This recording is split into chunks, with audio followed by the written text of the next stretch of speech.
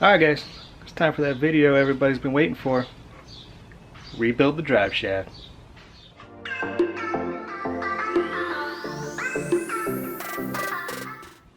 I'm just kidding. I know nobody's been waiting for this video, but it's gotta be done. So maybe I should say it's time for the video that I've said I was gonna do for the past like 4 videos. Maybe that's more accurate. So, anyways, let's get into this. Let's take a look at the parts that we're going to need and the tools we're going to use. Alright, the first part we got here is the Lobro boot kit. Here's the part number for you. And this kit includes a new boot here. And one thing to take note with this boot is this arrow right here. Let's see if I can get that to focus in on there for you. You see that arrow right there? That dictates exactly where you need to place this metal clamp so that it all stays in balance. Also comes with a new gasket, and it comes with this 60 grams of grease that Mitsubishi wants you to use in there. And it is nasty stuff. Alright, next we got our carrier bearings. This is the rear carrier bearing. This is the front carrier bearing. This is the OEM that you'll need. And I could not find the front carrier bearing OEM, so I had to go aftermarket. You know, I was running out of time. I really needed one, so just went with an aftermarket one. This is the correct part number. Now, this is only for 2G. Everything else will have the same part number between 1G and 2G. Except for these carrier bearings. The 2G has 2 separate part numbers for the front and rear carrier bearings because they are different. The 1G, the front and rear carrier bearings are the same, and they will have the same part number, and I'll put that part number up here for you 1G guys. Alright, next we have 3 yoke kits. And you may be wondering why I have 3 yoke kits while the drive shaft only has 1 yoke. And the reason behind that is because it is actually cheaper to buy these 3 yoke kits than it is to buy the U-joints themselves. And when you buy them like this as a yoke kit, Mitsubishi includes all different size C-clips here so that you can get it properly, get the U-joint properly set in there. So a little money saving tip: buy 3 yoke kits instead of buying individual U-joints. Alright, next up we got hardware. These are the washers that go with the nuts on each end of the drive shaft. You're going to need 2 of those. Now there is a rounded side and a flat side, and the flat side always goes on the drive shaft side and the rounded side goes on the nut side. These are 4 bolts that connect the drive shaft to the transfer case. You're going to need 4 of those. These are the nuts for those bolts to go onto the drive shaft to the transfer case. You'll need 4 of those as well. And here, I don't know why they did this. The company that I bought all this stuff from, they opened up this bag. This bag is for the washers that go with these nuts and bolts. And you're going to need 4 of those as well. But they also threw my nuts that go on the ends of the drive shaft into the same bag. So I'll just put the part number for that up here. And you definitely need 2 of those. Those nuts are not reusable. Once you torque them down, I'll have to show you this once I get to working on this, but the ends are tapered in. Once you torque them down, they expand out, and that's what locks them in. So you have to get new bolts or new nuts here. You cannot use them again. They're not replaceable. And that's the hardware. And I would highly suggest, since you've got the drive shaft out, you should change out your transfer case seal. And that's with this part number here. Obviously I don't have a transfer case, so I will not be using this yet, but definitely should change out your transfer case seal.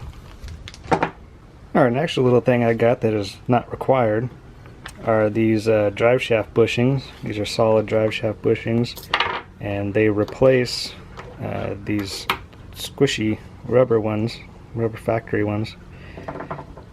Just make the drive shaft more solid. I got those torque solutions. Alright, here's some of the tools that we're going to be using. Some flat-ended pliers like that. and we're going to be using those to pull the caps out of the U-joints once we push these through enough to get a grip on the cap. We're going to use these pliers so we don't mar up the end of the cap, because we're going to be reusing those, the ones that we pull out of these yokes. I got some needle nose pliers just because they're very helpful when pulling these snap rings out. You can get a hold of them, they don't go shooting all over the place. A little tiny flathead screwdriver is always helpful. Also a little pick that'll help us with getting those snap rings out. And then you're going to need some snap ring pliers, and there's inner snap ring pliers and outer snap ring pliers, and I'll explain the difference in a minute here.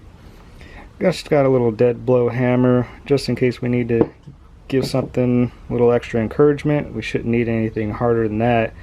If I wind up having to get something bigger than that, I'll let you know.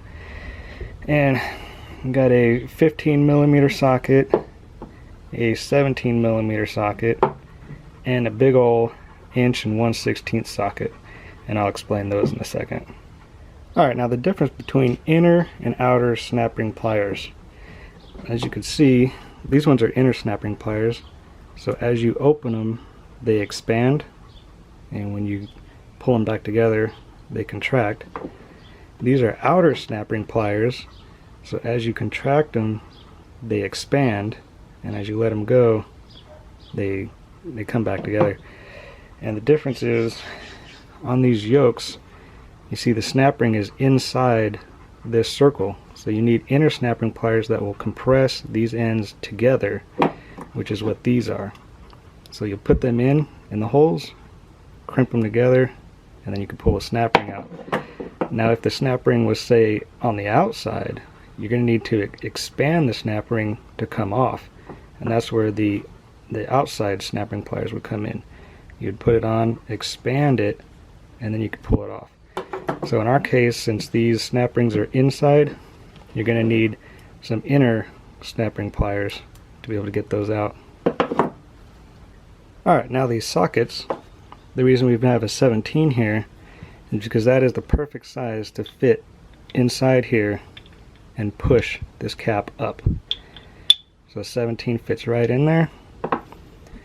And then this 15 is the perfect size to fit over here, because once we push this through, take this cap off, then we're going to stick this down in there over that and push it back through here to get this cap off.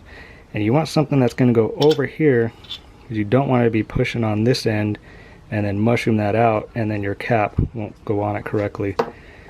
Now this 1/16 I got here is just to go on the back side, so that when we push the cap through, this cap will actually go into this socket.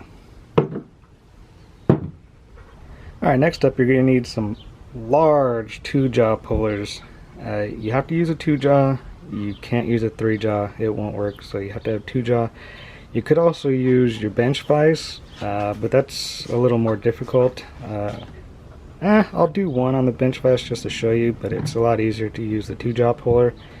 And the reason you need such a big one is because you're going to take your 1/16 socket, it's going to go down here, and then your 17 socket is going to go up here with your U-joint in the middle, and that's how you're going to compress the U-joint to push the cap out. And next up you're going to need a torque wrench and a 27mm socket, and that is for your new nuts that go on the ends. And you're also going to need a 12mm wrench and a 6mm Allen, and these are for the lobro. And you got 12mm nuts on this side and a 6mm Allen on this side. And next up we have some impact guns. I have a corded one here and an air one here. I hate using air guns, so I'm going to try to use this corded one. And really that is just for your 2-jaw puller, make it easier. You can use a ratchet or a breaker bar on it, but you know, the impacts are going to be a lot faster. And the only reason I'm using a corded one or an air one is because that Milwaukee sponsorship hadn't come through. You know, they haven't given me their 1/2-inch impact that I've been wanting for years.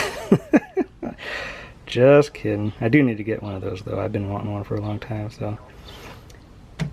That's it. Impact guns. Alright, next we got some WD-40. That's going to be helpful. Some carbon choke cleaner. That's going to be helpful with getting those snap rings out that are stubborn. And then I got some Redline CV2 grease that I'm going to be using actually in the lobro instead of the grease that Mitsubishi supplies. This is a lot better stuff. And Jafro used it and it was good enough for Jafro, good enough for me. And also some rags. And after I get this all disassembled, I'm going to clean it all up and we're going to give it a new fresh coat of paint so it'll be looking nice and new under there. Alright, and that's all the parts and materials we're going to need. Only thing left is to get to work on this thing. Alright, the way you inspect these U-joints to see if they're even bad is really by feel. If it's really stiff or it has like a notchy feel to it, see like it kind of clicks there, click in there, click, yeah, see how it's really notchy and stiff. That's the sign of a bad U-joint. It should move fairly freely, not really loose. If it's really loose, it's also bad. It should have a little bit of tension, but not to where you're having to force it too much and it's knocky like that. So this one here, this one's a really bad one. And then your carrier bearings, they should spin freely, and this one spins pretty freely, that's not too bad. But if you listen,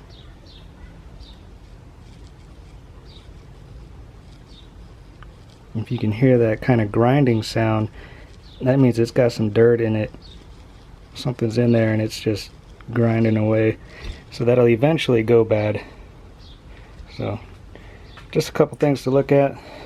The lobro, look at your boot inside here, and if the boot's torn, then you need to replace it. Alright, we're going to start on the yoke end here. I got it clamped in the bench vise here. I just put some rags in between the bench vise and the drive shaft to keep it from marring the drive shaft too bad. And so we're going to take off this snap ring here in real time, show you how it is, how it goes, and then I'll just have at it. Go a little spray on here. Take our pick, you know, clean out all the dirt so this thing will come out easier.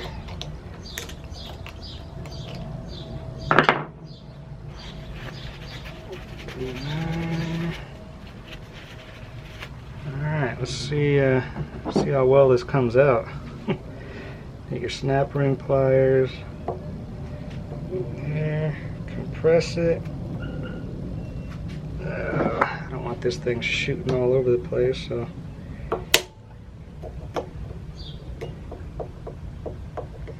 one side's fairly stuck. Oh, there you go. There's your snap ring come right out of there. Now I got 3 more to do right here.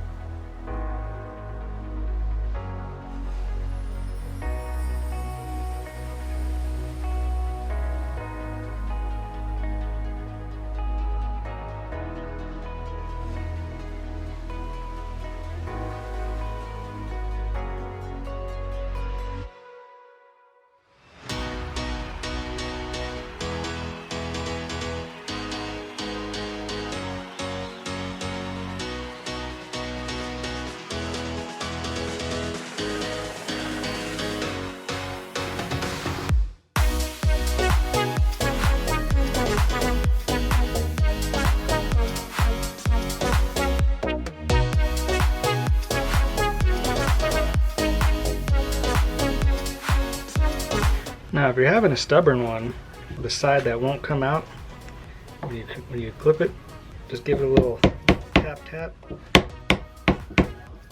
that, and then it'll pop it right out of the groove, and you can get it out of there.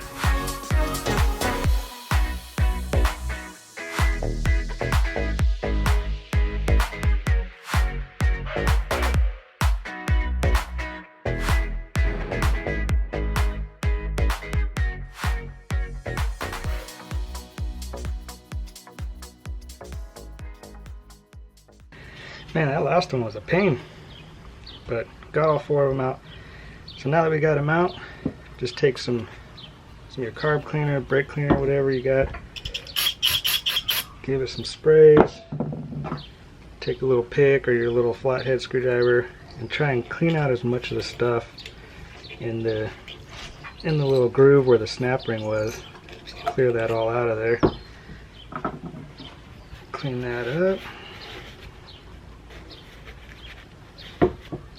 Do that to all 4, and then come back with some WD-40.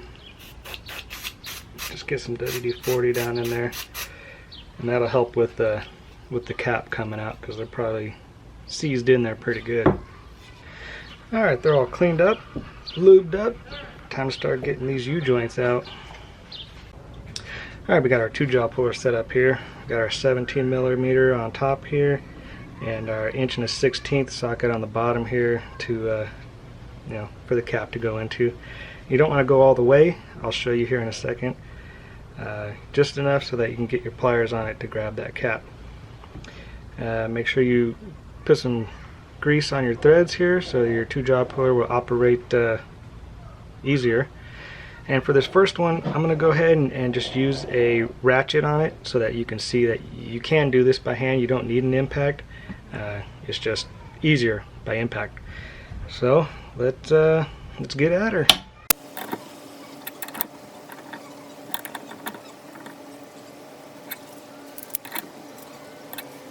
Now, every few turns, I don't want to give you a number, just every few turns, take it apart, check it, see how far the cap has come out of the bottom, because you don't want it to go too far. So I'm going to go ahead and check that.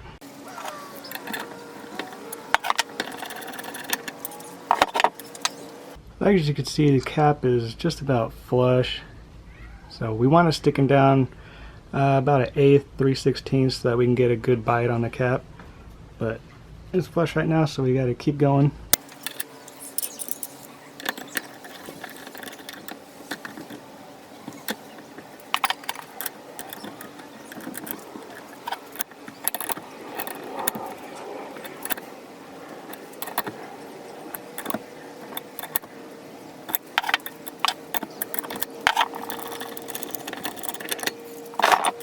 Alright, as you can see, we got a good 1/8, 3/16 sticking down. Now we can use our pliers to yank that sucker out of there. Alright, these flat-ended pliers that I showed you in the beginning are not going to work. They don't open wide enough to grab on here. So, switching to some channel locks. Now let's go ahead and try and pry this cap out of here. I'm not going to be too graceful with these ones, since these are bad ones. We're throwing them out anyway. But when I go to take the U-joints out of the new yokes, then I'm going to be more careful.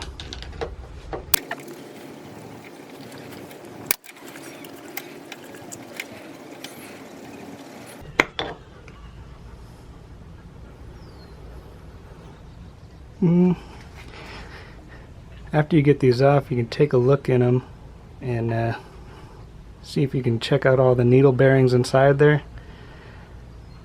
This camera's not going to focus, but actually this one, all the needle bearings are there. This one doesn't look too bad.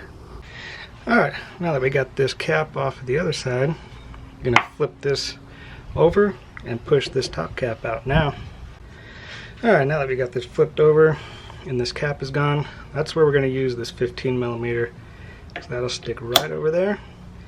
Put our 1 1/16 on the bottom and then push it right back out the other way. And then going this way, we can go all the way through.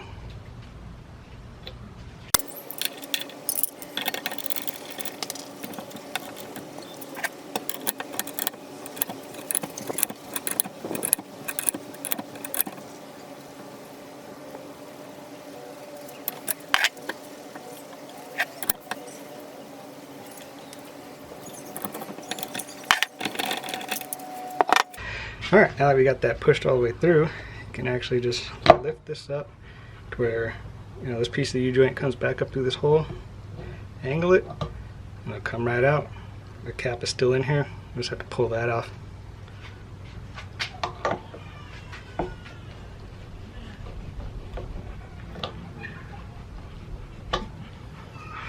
There she is. Alright, and that's what we're ended up with. You know, the yoke's off. Now if you're replacing this with a new yoke, then you're done. You can throw this away or whatever you want to do. And then the new yoke, you'll stick it right back in the holes, put the caps on, done. You know, as you know, I have new yokes, so that's as far as I'll be going with this yoke. And now we're going to move on down and repeat that whole process again on this one. And then way down here at the very end, same deal, same process. Alright, I just want to show you why you don't want to push this cap all the way through when you're first pushing this U-joint. You want to push it down just enough to be able to have this side stick out enough to grab it. So if you push this all the way in here, now you're going to have to fight with it to get it back in this hole and push it back up, you know, when you're pushing back this way to get the cap off on this side. So just make sure when you're pushing this in, don't push this cap all the way down inside here, because then you're gonna have a bad time. Alright guys, my camera battery is about to die, so I just went ahead and took the rest of the U-joints out. You know, exact same procedure that you just saw, so I figured you didn't need to see me do it. Was that 4, 8, 12 more times? So, got all the U-joints out. That one's out. That one's out. That one's out. And here's all the carnage. Obviously I left this one in the yoke. I'm not going to be using that yoke anymore, so save myself a little bit of work by not pulling that out. But I need to apologize to you guys. I realized that I skipped over probably the most important step.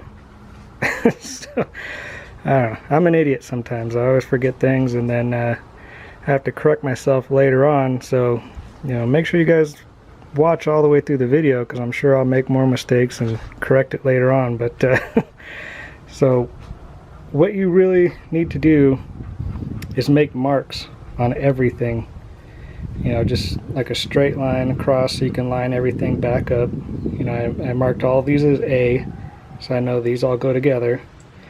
I didn't put a mark over here on the yoke because it doesn't matter, I'm going to change this anyway, so no need for a mark. The really important one is here at the lobro. You want a good line across every single piece, and definitely right down in here and on the other side here, because these pieces are actually splined together, so they have to go back together the way they were. And I labeled these ones B, and then just put an arrow pointing towards the front of the car. So all these are marked up, and then just on the end here I did a C. Yeah, it's way too bright, but I kind of did like a C mark there, a C and a mark there. So just make sure every piece is marked so that you can put it right back the way it was. And if you're going to be like me and you're going to be painting everything, make sure your mark is good enough to where when you paint it you'll still be able to see it. I went ahead and took my Dremel and just engraved, you know, into the metal, so that even after I paint this I'll still be able to see all my lines. You know, if you use like a paint pen or something, it's just gonna be covered up. So if you just engrave it a little bit, it'll still be there. So now all those are taken apart. We'll go ahead and yank that carrier bearing off, and see, and then we got to take off the lobro here, take these apart. But we'll start with the easy one. We'll take this carrier bearing off.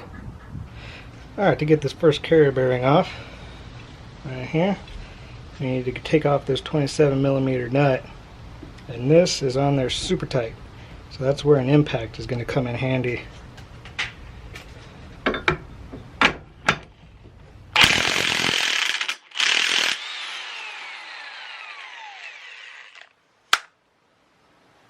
Booyah! Alright, now we just take this washer out of here. This should just wiggle off. There you go. Now the carrier bearing, sometimes it'll pull off and sometimes you gotta give it some persuasion. And looks like this one's gonna need some persuasion. So we just give it some love taps in the back. There we go. Alright, there's the first carrier bearing off. Alright, to get to this next carrier bearing, we gotta get this lobro open. So that's where our 6mm Allen head comes in. These are on there pretty tight, so a regular Allen key probably will not cut it. So if you got a 6mm Allen on a ratchet, that'll work a lot better for you. And a 12mm wrench, and there's 6 of these bolts, so let's get after it.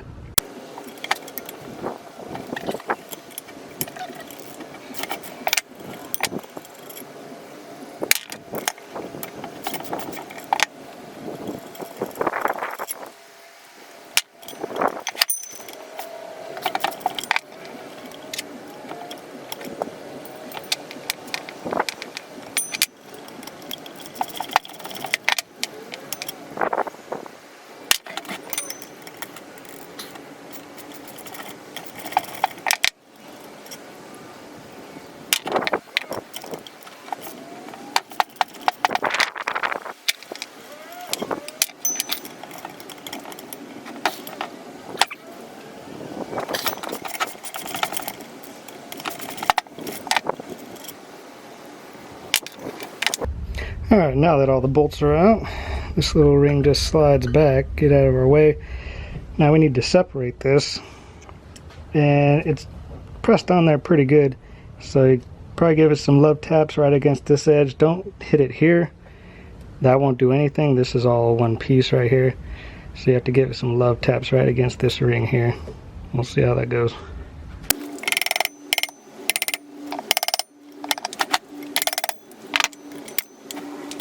Man, the wind is really kicking up. I'm trying to record in between bursts of wind. But anyways, now that we have this separated, we need to get this separated. The best way to do that is to give her love taps all around here while at the same time pulling on this end. Eventually this will break loose and then this will slide out.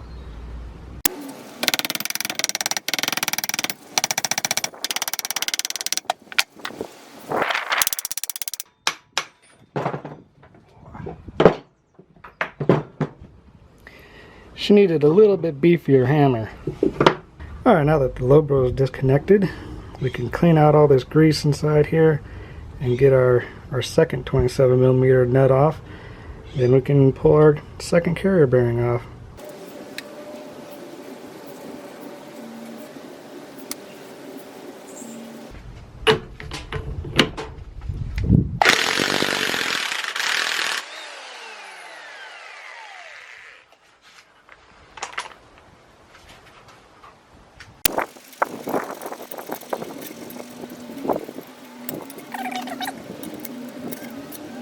Alright, now before you pull this cup off, make sure your marks are solid. This needs to go back on the way that it came off.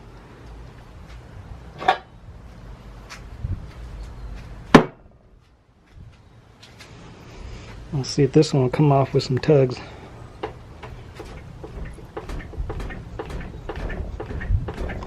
Nope, she's gonna need some love too.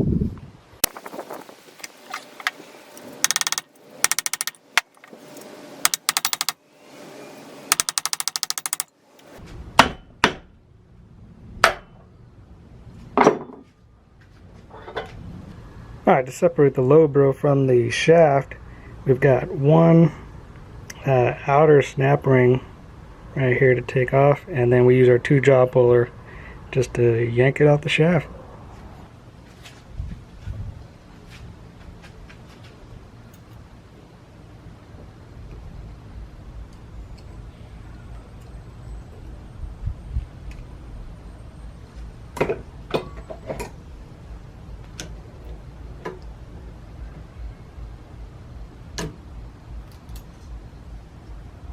Alright, my 2-jaw puller was actually too big.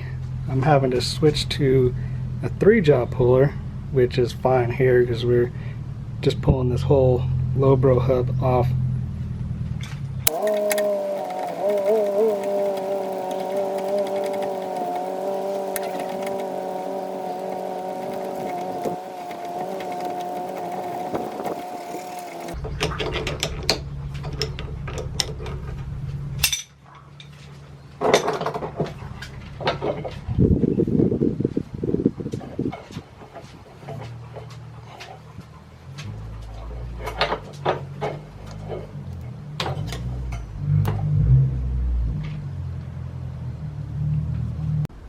Alright, to get the rest of this off the shaft, you have to cut this metal clip off. I'm going to try some snips at first. 100% sure that's not going to work. So I'm going to probably end up getting my Dremel out with a little metal cutoff wheel. And you're only going to cut through this metal band. You don't want to go too much into the rubber and end up hitting the shaft on the backside.